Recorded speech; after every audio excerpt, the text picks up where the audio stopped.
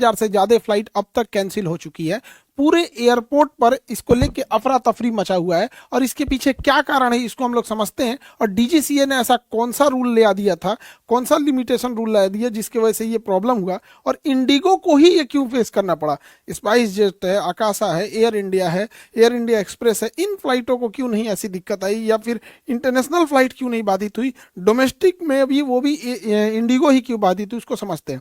2000 से ज्यादा फ्लाइटें जब कैंसिल हुई, लगभग 2500 के आसपास फ्लाइट कैंसिल होने की वजह से एयरपोर्ट पर भीड़ लग गई है। एयरपोर्ट पे भीड़ लगने का कारण एक ये भी है कि लोग घर पे बैठे हैं तो उन्हें ये नहीं पता चल रहा है कैंसिल हो गई है। एयरपोर्ट पे आने के बाद पता चल रहा है कि उनकी फ्लाइट कैंसिल है। अगर घर ही बैठे पता चल जाता तो वो लोग एयरपोर्ट पे आते ही नहीं। इससे कि गवर्नमेंट भी प्रेशर में आ गई है। इतना ज्यादा क्राउड होने की वजह से मिसमैनेजमेंट तो होगा ही, लोग यहीं रह गए, किसी का लगेज चला गया, एयरपोर्ट पे खाना खत्म हो गया, आसपास के होटल के प्राइस बढ़ गए, हवाई जहाज के प्राइस, जो चीज का टिकट 8000 था ना वो 80,000 में चला गया। 1-1 लाख रुपए हो गए हैं फ्लाइट के टिकट, क्योंकि उतने लिमिटेड फ्लाइट है। बाकी फ्लाइटों ने इसका खूब भरपूर इस्तेमाल किया। यहाँ पर इतनी बुरी हालत हो गई है एयरपोर्ट के इस कंजेशन की वजह से, ताकि एयरपोर्ट पे जो लोग बैठे थे वहां पर उनमें क्योंकि ऐसा भी था कि किसी का किसी दूसरे शहर में कोई डेथ कर गया, किसी का रिलेटिव डेथ कर गया, कोई जा रहा है अंतिम दर्शन के लिए कि एक बार देख ले, किसी का भाई है, पिता है।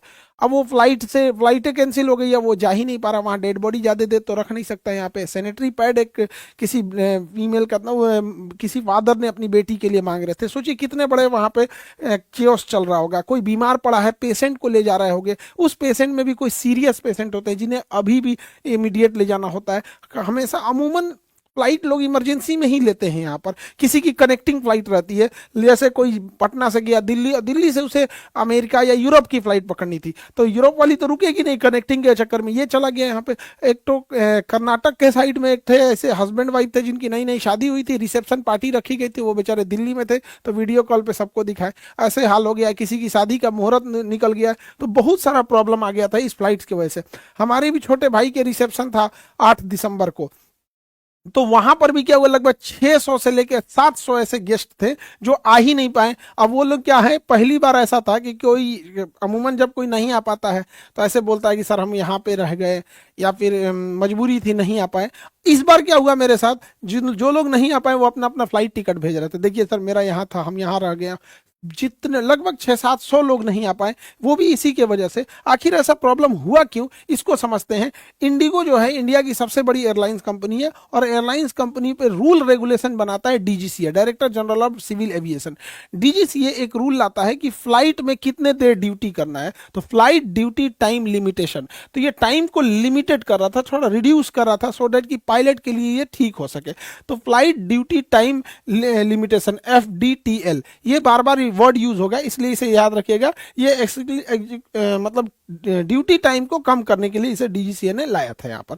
और ये इससे फायदा किसको होता, तो इसे क्रू मेंबर को फायदा होता। अब ये क्रू मेंबर में कौन कौन आते हैं, तो क्रू मेंबर में 2 लोग आएंगे, पायलट आएगा और केबिन क्रू जिसे हम लोग एयर होस्टेस बोलते हैं।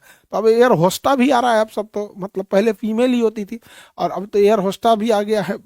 एक्चुअल में क्या होता है कि air hostess is a part of flight, तो वो फ्लाइट का एक पार्ट होती है कि पैसेंजर आएंगे जाएंगे, फ्लाइट कभी ओवर बुक रहेगी, कभी खाली भी रह सकती है, कोई पैसेंजर ज़्यादा लगे ले जाएगा, कोई कम ले। लेकिन फ्लाइट अटेंडेंट जो केबिन वाली जो 4 एयर होस्टेस रहती हैं वो फिक्स होती हैं वहाँ पे, तो उनको पार्ट माना जाता है। बेसिकली फीमेल को रखते हैं, एक उनका वेट भी कम होता है, दूसरा वो अच्छे से हैंडल भी कर लेती है, थोड़ी फ्रेंडली ज़्यादा बिहेवियर से बात कर लेते हैं। तो इसमें दोनों लोग आएंगे, पायलट और केबिन क्रू। छोटी फ्लाइट में 4 केबिन क्रू यानी 4 फ्लाइट अटेंडेंट होते हैं जो एयर होस्टेस, और 2 पायलट रहते हैं। लेकिन अगर इंटरनेशनल फ्लाइट है तो पायलट भी 2 एक्स्ट्रा जाएंगे और फ्लाइट अटेंडेंट भी ज़्यादा रहेंगे लोग। वो डिपेंड करेगा कितनी लंबी फ्लाइट है, कौन सा जहाज का मॉडल है। तो अगर ये टाइम लिमिटेशन कम होगा तो ये पूरे क्रू को कम होगा। ऐसा नहीं कि केवल पायलट का ही कम होगा, पूरे क्रू का कम होगा।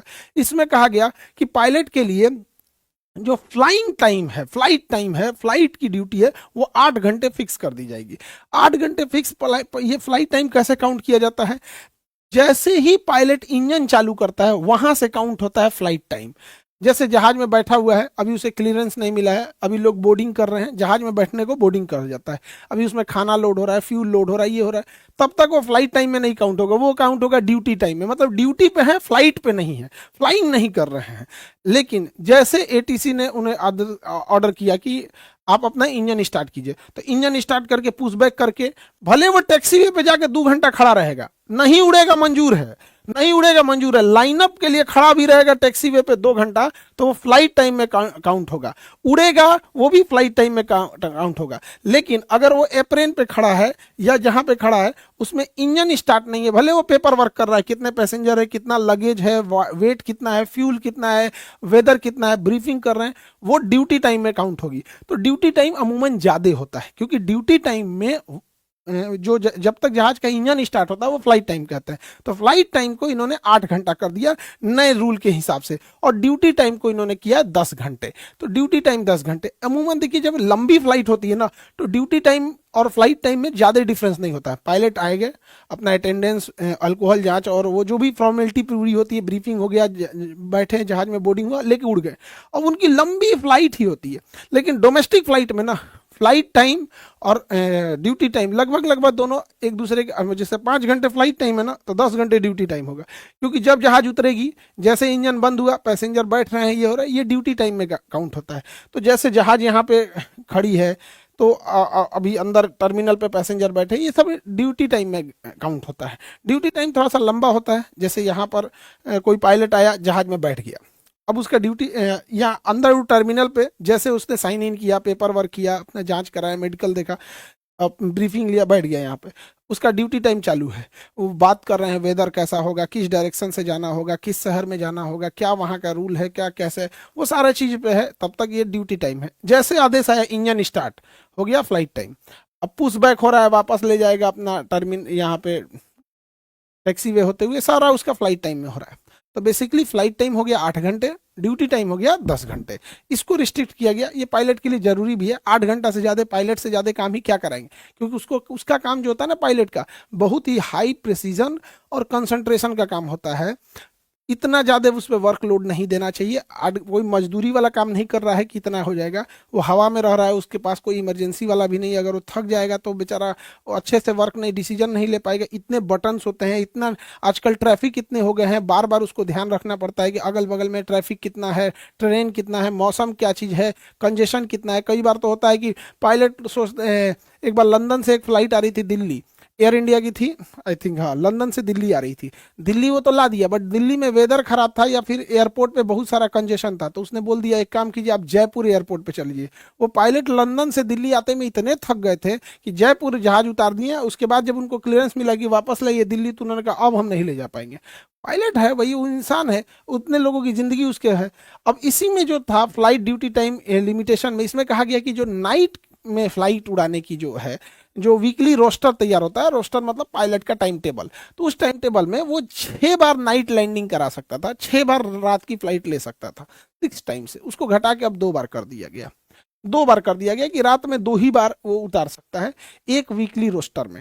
हम समझ कि हफ्ते में 2 बार नाइट लैंडिंग कर दिया तो वो उसका कोटा पूरा हो गया। अब इसके ऊपर नहीं ले जा सकते हैं। अब यहीं पे आ जाती है पायलट की शॉर्टेज। ऐसे देखिए, पहले जो पायलट 6 बार नाइट को कर सकता था हफ्ते में, अब वो 2 ही बार कर सकता है। और नाइट की फ्लाइटें बहुत ज़्यादा हो गई हैं आजकल। हर इंसान जो खास करके जो बिजनेसमैन है, वो रात की ही फ्लाइट लेना प्रीफर करते हैं, क्योंकि दिन भर वो अपना काम करेंगे, बिजनेस ड्यूटी जो करना होगा, रात में फ्लाइट लेके चले आएंगे।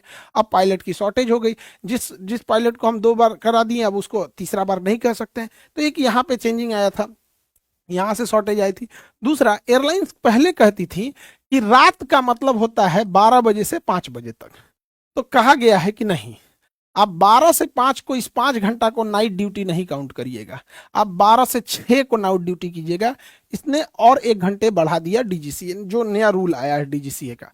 इसमें क्या होता था कि रात की फ्लाइट उड़ाने में पायलट को कुछ अलावेंस मिल सकते हैं कि रात का आपने फ्लाइट लिया है। दूसरा, रेगुलेशन भी है कि 2 फ्लाइट लेनी है। अब जैसे मान के चलिए कि डीजीसीए ने कहा कि आप रात में 2 ही नाइट लैंडिंग करा सकते हैं, ठीक है, तो जहाज वाले क्या कहेंगे सब कि अपना फ्लाइट रखेंगे सब 5:05 पे, जा जैसे 5:05 पे रखेगा वो नाइट काउंटे नहीं होगा, वो 5 मिनट की वजह से आगे कर देगा, नाइट काउंट कहाँ होगा, अभी कहाँ तो दिन में आए हो तुम यहाँ पे। तो डीजीसी ने कहा ना ना ना, कंप्लीट 6 बजे तक नाइट माना जाएगा, यानी पूरा ये हाफ साइकिल नाइट में कंसीडर होगा यहाँ पे। और ऑब्वियस बात है, बड़े शहर में अगर 5 बजे किसी पायलट को उड़ना है तो 2 बजे से मेंटली प्रिपेयर होगा। वह उसका घर कहाँ है, फ्रेश होगा, नहाए धोएगा, फिर गाड़ी लेगा, एयरपोर्ट पे आएगा। एयरपोर्ट बड़े शहर में होते हैं सब, ट्रैफिक होगा, क्या होगा, तो इस सबको ध्यान में रखें। तो नाइट जो था पहले 5 बजे तक ही कंसीडर किया जाता, अब 6 बजे तक कंसीडर किया जाएगा। रात में अलावेंस फ्लाइट उड़ाने का ज़्यादा मिलता है, सो दैट उसे इससे भी ज़्यादा फायदा होगा यहाँ पे। ये भी एक बेनिफिट है यहाँ पे। इसके अलावे जैसे आप देखिएगा, सब लोगों को हफ्ते में रेस्ट मिलता है 1 दिन, संडे का। बहुत सारे ऑफिस में सैटरडे संडे 2 दिन मिलता है। हम लोग कोचिंग में हैं, हम लोग भी सैटरडे संडे क्लास ऑफ रखते हैं, सैटरडे संडे एक्स्ट्रा क्लासेस चलते हैं। तो यहाँ पे कहा गया है कि भाई अब पायलट को हफ्ते में 2 दिन की छुट्टी देनी होगी। पहले 36 घंटा यानी 1.5 घंटे की छुट्टी थी, अभी 48 घंटा यानी 2 दिन की छुट्टी होगी। अब वो 2 दिन कोई जरूरी नहीं है कि सैटरडे संडे, कुछ पायलट को सैटरडे संडे मिल सकता है, कुछ पायलट को मंडे ट्यूसडे। एक ही बार सारे पायलट को भेज देंगे सैटरडे संडे तो पता चला सैटरडे संडे फ्लाइटें नहीं उड़ेगी। वो रोस्टर बाई रोस्टर बांट दिया जाएगा कि किसको कितनी फ्लाइट उड़ानी है। साथ में एक और कहा गया है कि जो रेस्ट का 2 दिन है, रेस्ट का 2 दिन है वो अलग काउंट होता है और लीव का 2 दिन अलग काउंट होता है। सपोज कीजिए कि पायलट फटीक मतलब बीमार पड़ गया, अब वो रेस्ट किया है 48 घंटा अलग है, बीमार पड़ गया, थकान हो गया, उसका सर दर्द कर रहा, कुछ भी प्रॉब्लम है, तो वो उसने कह दिया कि भैया हम 2 दिन नहीं आएंगे, तो ये 2 दिन उसका छुट्टी में। अब वो कह दिया कि भैया अब हम 2 दिन नहीं आएंगे।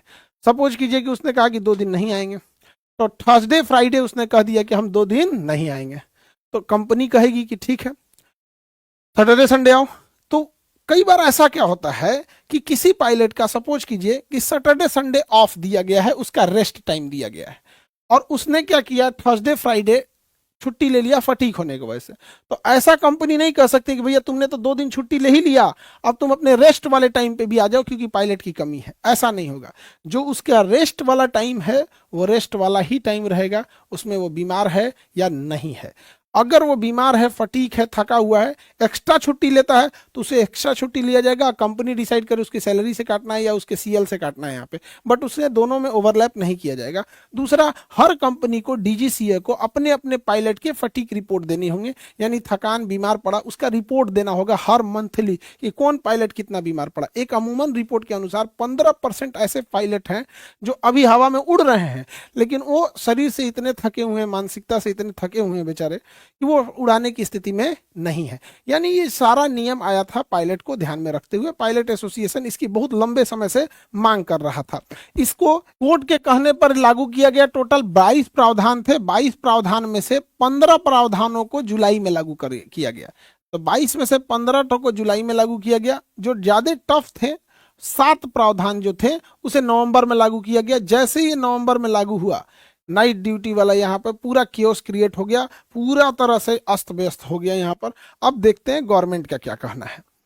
गवर्नमेंट परेशान हो गई। गवर्नमेंट से इंडिगो कह रही थी कि हमें फरवरी तक का टाइम दे दीजिए, फरवरी तक का टाइम दे दीजिए। गवर्नमेंट डीजीसीए ने कहा नहीं, एकदम स्ट्रिक्ट है, हम आपको टाइम नहीं देंगे। इंडिगो ने छोड़ दिया, जा अब टाइम कैसे नहीं दीजिएगा। अभी मजबूरी में हमारे एविएशन मिनिस्टर ने फरवरी तक का एक्सटेंशन दे दिया, मजबूरी में दे दिया फरवरी तक का इंडिगो के आगे। अच्छा, कई लोग का कहना है कि मतलब एक ये भी है कि इंडिगो जबरदस्ती कर रहा है, तो भैया तो एयर इंडिया से कहो कि भैया तुम क्या अपना फ्लाइट कर बढ़ा दिए हो, क्योंकि इंडिगो एयर इंडिया मिलकर 90% जहाज उड़ाते हैं, इन्हीं दोनों के पास है। 65% तो इंडिगो के पास है, तो बाकी बचा लगभग जो 20-22% जो भी बचता है वो एयर इंडिया के पास है। तो एयर इंडिया अपना कहा है 15,000 का टिकट कर दिया, 1 लाख रुपया, उसको भी करो। खाली इंडिगो पे देख रहे हो, इसको भी कहा नहीं प्राइस कैप लगाते हैं यहाँ पे, जितना मन उतना ले लेंगे लोग, जबरदस्ती है। और रिफंड पॉलिसी कोई मतलब नहीं। भाई दी आपका फ्लाइट छूट गया, 2 घंटा पहले आप चिल्लाते रहिए भैया मेरा हमको नहीं जाना है, पैसा वापस कर, नहीं करते हैं सब यहाँ पर। भाई अगर किसी ने टिकट बुक किया है और वो टाइम रहते हुए 5 घंटा पहले कह दिया कि हम अब इसे कैंसिल करते हैं, तो आप उसके पैसे को होल्ड कर लीजिए। अगर उसका कैंसिल किया हुआ टिकट बिक जाता है तो इसका रिफंड कर दीजिए, नहीं बिकता है तब आप काट लीजिए। नहीं, सबका जबरदस्ती है, ना ना ना हम नहीं देंगे, यहाँ पे बहुत जबरदस्ती है इन सब का भी, बहुत ज्यादा। तो एक तो एयर इंडिया मजबूरी का फायदा उठा रहा है, और इंडिगो पे कई आदमी का ये है कि इंडिगो मनमानी कर रही है, तो इंडिगो मोनोपोली कर रही है। ये भी एक नैरेटिव चल रहा है यहाँ पर। देखिए, कोई कंपनी जो इतनी बड़ी कंपनी है इतना बड़ा अपना छवि खराब नहीं करेगी। तो कभी ना कभी जो नियम बनाने वाले लोग हैं उन्हें भी एक बार धरातल पे आने के बाद नियम बना के देखना चाहिए कि वो जमीन पे पर लागू हो पाते हैं कि नहीं नहीं लागू हो पाते हैं। कई बार ऐसे नियम बन जाते हैं जिसको जमीन पे लागू करना बड़ा मुश्किल हो जाता है। तो एक बार एयरलाइंस कंपनियों को भी और पायलट्स को भी दोनों को बैलेंस लेके चलना है। एयरलाइंस कंपनियों के सामने का कहना है कि देखिए हम लोग के पास मजबूरी क्या है कि ये लोग पायलट ले आते हैं, लो कॉस्ट फ्लाइंग उड़ाते हैं। इनके पास कोई पायलट 10 साल 15 साल जब ड्यूटी कर लेता है, अच्छा एक्सपीरियंस हो जाता है, तो ये कंपनी सोचती है कि चलो उस एक्सपीरियंस पायलट के अंदर में दूसरे पायलट को ट्रेंड कर देंगे यहाँ पे। तब तक कोई अमेरिका की कंपनी आएगी, चाइना की कंपनी आएगी, यूरोप की कंपनी आएगी, उनके पास डॉलर है, डॉलर महंगा है, उनको क्या है, उनके पास डॉलर है, वो कहेंगे आओ हम तुमको 5 लाख की जगह 8 लाख देंगे। उनके लिए सस्ता है क्योंकि उनका डॉलर महंगा है यहाँ पे। अब यहाँ से चला जाएगा। तो एक बार कभी इन एयरलाइंस वाले का भी सोचा जाता है, उनको भी चलाने की जिम्मेदारी है। और इंडिगो ही वो कंपनी थी जिसने, आज भी इंडिगो का किराया बाकियों से सबसे सस्ता है। वो ना खाना देता है ना कोई फैसिलिटी देता है। उसका कहना है कि हम भैया एक जगह से दूसरी जगह ले जाने, और सबसे जल्दी दूर दूर तक कनेक्टिविटी भी इंडिगो ही देता है। तो एक बार जब भी कोई डिसीजन बनता है ना, वैसे बनाना चाहिए। ऐसे देखिए मुखर्जी नगर से डिसीजन बना के सारा कोचिंग खाली करा दिया। हम लोग को जाना पड़ा वजीराबाद मेट्रो स्टेशन के, वहां से, फिर वहां से उठा के हम लोग को जाना पड़ा आजादपुर मेट्रो स्टेशन। तो अभी हम लोग गए हैं आजादपुर मेट्रो स्टेशन, पूरा मुखर्जी नगर साफ कर दिया, खत्म कहानी कर दिया यहाँ पे। तो बिना एक बार कुछ डिस्कस किए कुछ भी आराम से वहां बैठ के नियम बना देते हैं, वो अलग बात है यहाँ। तो अगर यही नियम इंडिगो कंपनी, ये जितने भी कंपनी है उनके साथ, पायलट के साथ ऐसा नहीं है। अगर वो मान के चलिए 3 मंथ का एक्सटेंशन मांग रहे थे, दे देना चाहिए। अभी दे दिए ना, मजबूरी में हो गया। ये दिखने लगा मोनोपोली क्या होती है। और कई आदमी का कहना है कि एयर इंडिया रहता है, सरकार इंटरनेशनल सिविल एविएशन ऑर्गेनाइजेशन के हिसाब से अपने आप को बना रही है, जिसे आईकाओ कहते हैं, कि इंटरनेशनल स्टैंडर्ड के हिसाब से इंडिया का लेवल बनेगा। वाह, ये डीजीसीए का कहना है कि भारत को इंटरनेशनल स्टैंडर्ड। जब एयर इंडिया सरकार का था तो ये ख्याल नहीं आया था कि इंटरनेशनल बनाए। एयर इंडिया को तो बर्बाद कर दिया गया, इंटरनेशनल कौन चाहिए, तो लोकल लायक नहीं बच गया था। तो बात हुआ कि दूसरे के खेत में पंचायती करने निकल दिए हैं। अरे एयर इंडिया को बर्बाद कर दिए लोग, कहाँ गए थे लोग यहाँ पे। 2012 से एयर इंडिया का एक जहाज खड़ा था कलकत्ता एयरपोर्ट पे, तब एयर इंडिया सरकारी हुआ करती थी। 2012 से था, 14 साल बाद, 15 साल बाद कलकत्ता एयरपोर्ट एयर इंडिया को कहा कि आपका एक जहाज पड़ा है, उसका पहले भाड़ा दे दीजिए, इतना देर स्टैंड में रखे थे, और इसको ले जाइए। तो एयर इंडिया अब तो सरकारी से टाटा की हो गई। वो खोजा पुराना फाइल तो पता चला ओहो यहाँ पार्किंग में खड़ा है, तो सुना इसका एक जहाज खड़ा है।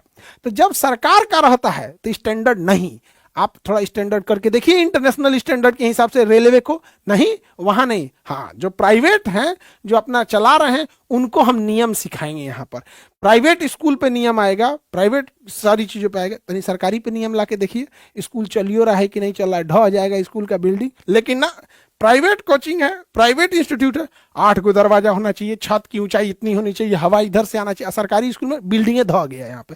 तो बनाओ इंटरनेशनल स्टैंडर्ड का, दूसरे के में उसमें स्टैंडर्ड इंटरनेशनल बनाएंगे। इनको खाली मोनोपोली इंडिगो का दिख रहा है, थोड़ा इंटरनेशनल मोनोपोली देखिए। आज कोई कंप्यूटर यूज करते हैं या तो विंडोज होते होंगे या तो फिर उसका अंदर आईओ, ये आपका मैक सॉफ्टवेयर लगा होगा। आप कोई मोबाइल यूज करते होंगे, आप भी यहाँ मोनोपोली में, या तो एंड्रॉइड यूज करते होंगे या तो फिर आप iOS यूज करते होंगे। अभी कुछ दिन पहले हम बनाए थे कि गूगल चाहेगा तो घुटने पे ला सकता था। अरे गूगल का तो 1% इंडिगो नहीं था, ला दिया सरकार को, पूरी इंडिया में केओस ला दिया कि नहीं ला दिया। 6 महीना पहले हम इस बात को बोले थे कि मोनोपोली अच्छी चीज नहीं होती। हमने एग्जाम्पल दिया था गूगल का, तो कई आदमी न्यूज पे चला दिया। सर ने बोला कि गूगल घुटने पे ला देगा, भारत इतना कमजोर है। हमारी देश की कंपनी इंडिगो ने ले दिया।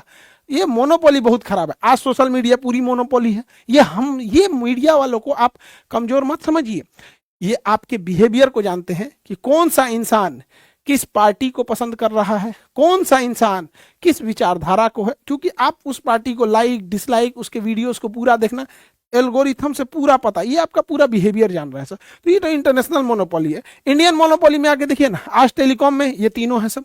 आज चाहे सब जो कर देंगे, आज जियो का रेट चाहे जितना हो जाए आप कुछ नहीं कर सकते हैं। कहाँ गया आपका? आज इंडिगो आया, चिल्ला रहेंगे, 2 दिन में शांत हो जाएंगे लोग, 11 तारीख से इंडिगो भी ठीक हो जाएगा।